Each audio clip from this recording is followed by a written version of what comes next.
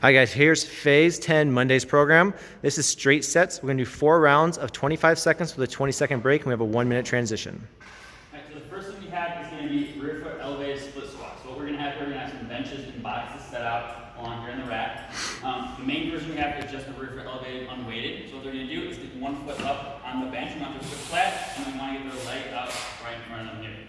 And for the movement, all they're doing is bending down, just like a split squat, all the way down and back up. Now, a couple things we want to make sure that we're not doing here.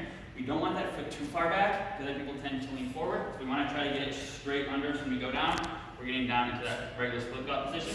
And we want to make sure the back knee is getting all the way down to the ground. We don't want them just be doing little squats, right? So all the way down as far as they can go, get that knee nice and stable, and then staying tall. Now, if someone has that movement pretty good, they can add a weight, so they can grab a weight plate, hold it right in front of their chest. Same thing, they're just going down, so just adding a little bit of weight in there. If someone really struggles with their stability, there's a couple different things we could do. So first, we could have them have a stick and still do the rear foot elevated. So with that, they're just going to hold on to the stick here, do your rear foot elevated just like this.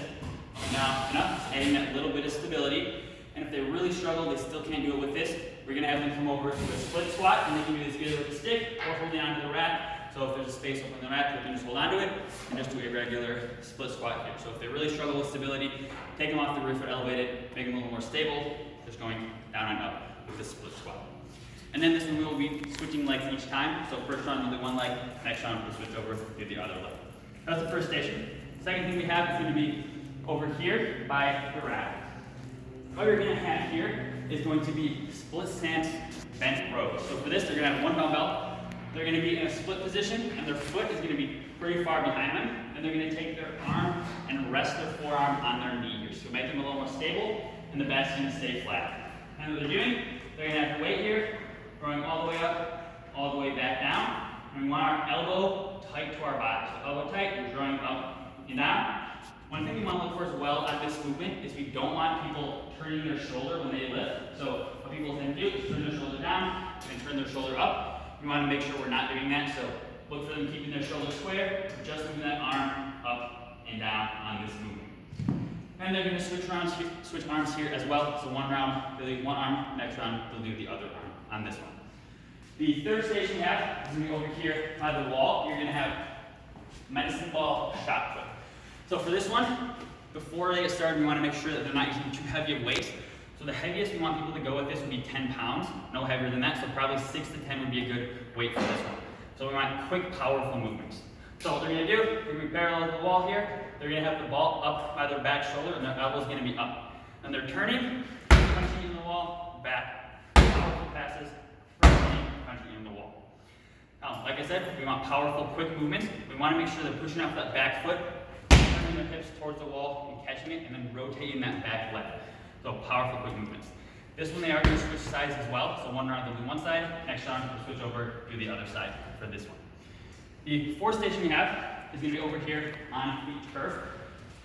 We already have mats out for people if they want to have mats, but they don't have to use a mat if they don't want to.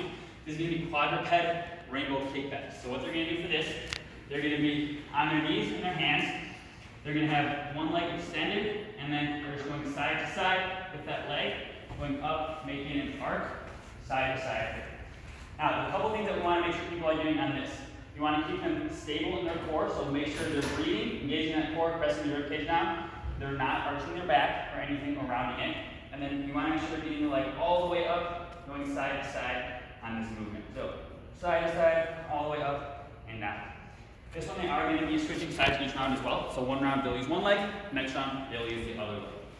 We do have one modification for this movement, but the only reason we want to be using it is if someone cannot kneel and that puts too much pressure on one of their knees, then we would do the modification. Otherwise, everyone should be doing it on the ground.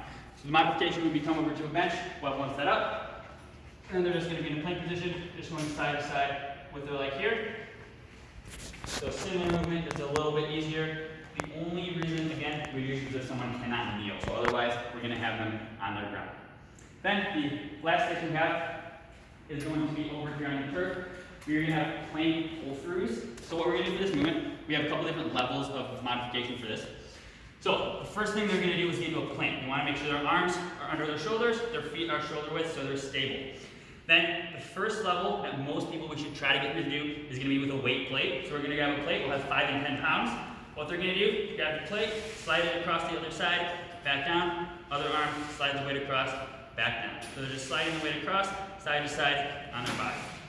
Now, one thing we also want to make sure they're doing is not picking the weight up and moving it or throwing it. We want to make sure they're actually sliding it.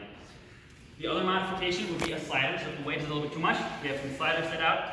Exactly the same, just unweighted. So just grab the slider, move it to the other side, grab the slider, move it to the other side. So a little bit easier there. And then if they cannot move the slider, they still have trouble with that movement or any stability issues, we can just do reaches across our body. So we're just reaching for the other side and tapping rather than having to pull anything. So still challenging that stability a little bit, but they're not going to have to move anything, so it makes it a little bit easier on them. Now, one thing we really do want to make sure as well when we are doing this station is that people are not turning their bodies when they go to pick up the weight, or they're not lifting up their hips at all in the movement. So we want to make sure our hips are staying right in line, just moving the weight, just moving our arms on this one. All right, so that is going to be phase 10's Monday main workout. One.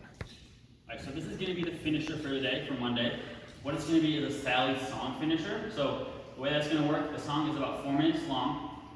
For song finishers, especially for today's song finisher, we're going to have one exercise and there are a few words that we're looking for that they're going to be doing certain movements to when they hear the word. So the song is Sally.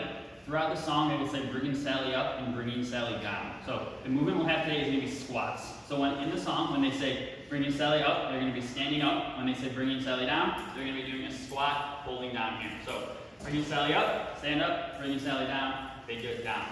Now, probably we want to make sure that people are actually holding in their squat. We want to try to avoid people pressing on their knees or anything like that. And then when they do their squat, we also want to make sure people aren't leaning, because people tend to do that a lot, especially when they get tired out. So try to make sure on the squat, we're getting good squats, down, holding here. Again, bringing Sally down is squat down, bringing Sally up is back up. And the song is about 4 minutes, so try to encourage people to have good squats throughout the entirety of the song on this day. We have a couple modifications. So if they want to have a little more challenging version, they can hold a weight. So you can do a medicine ball, that would be ideal. They can also use kettlebells if they want to use those, but they just be holding those to challenge themselves a little bit. And then if someone cannot do a squat, they have any knee issues that would prevent them from doing that, you can do it with a TRX. So we will have some TRXs set up around. So those would be the modifications for that finisher.